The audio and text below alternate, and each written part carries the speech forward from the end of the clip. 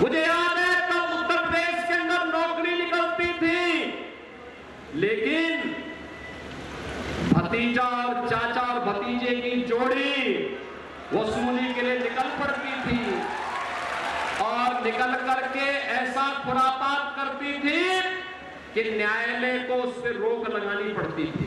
नौकरी नहीं थी, क्योंकि ये चाचा भतीजे की वसूली की भेंट भी जो नौजवान की नौकरी पड़ जाती थी और अंततः युवा बेरोजगार होकर के नौकरी के तलाश में अन्य राज्यों की तरफ प्लान करता था।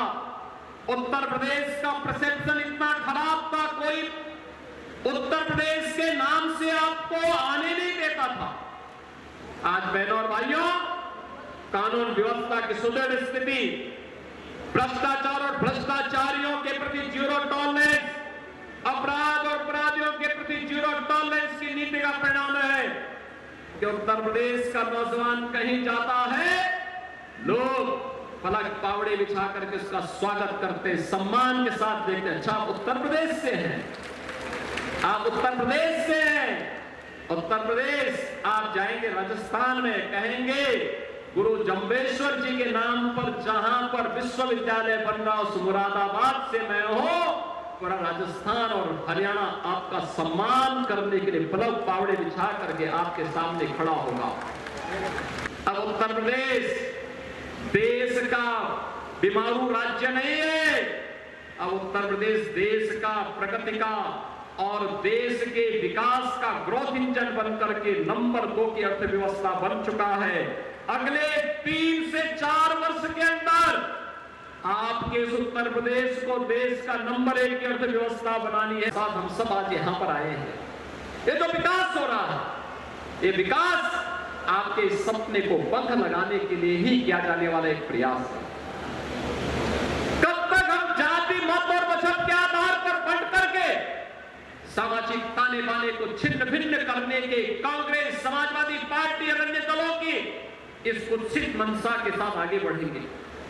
इन लोगों का समय था, ये दंगा करवाते थे, अराजकता फैलाते थे और फिर वोट बैंक के लिए तुष्टीकरण भी करते थे।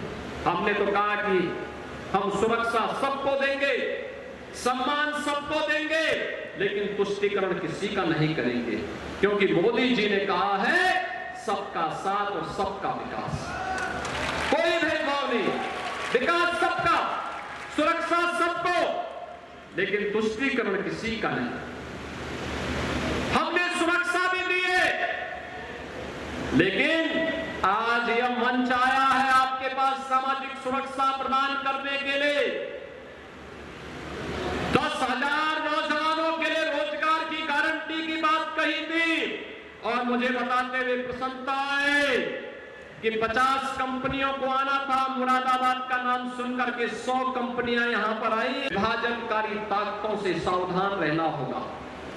जो लोग जाति के नाम पर बांट रहे हैं और जब सत्ता में आते हैं, तुष्टीकरण की पराकाष्ठा में जाकर के अराजकता फैलाते हैं, दंगाइयों के सामने घुटना टेकते हैं, दंगाइयों के सामने नाक रगड़ते हैं और उसके बाद दंगाइयों का गुस्सा बढ़ता है, तब न बेटी सुरक्षित होती है न व्यापारी सुरक्षित होता है। बहनों और भाइयों, आज तो मैंने कहा ना, सुरक्षा सबको, सम्मान भी सबको, लेकिन तुष्टीकरण किसी का नहीं। सबका साथ और सबके विकास के इस भाव को लेकर के हम लोग आगे बढ़ रहे हैं और मैं आपको इस बात के लिए आश्वस्त करने के लिए आया हूं। ये डबल इंजन की सरकार आपके साथ खड़ी है, आपको हर संभव मदद करने को तैयार है, आपके सपने को पंख लगाने के तैयार है। आप भी इस सपने को साकार करने के लिए सरकार की योजनाओं का हिस्सा बनिए।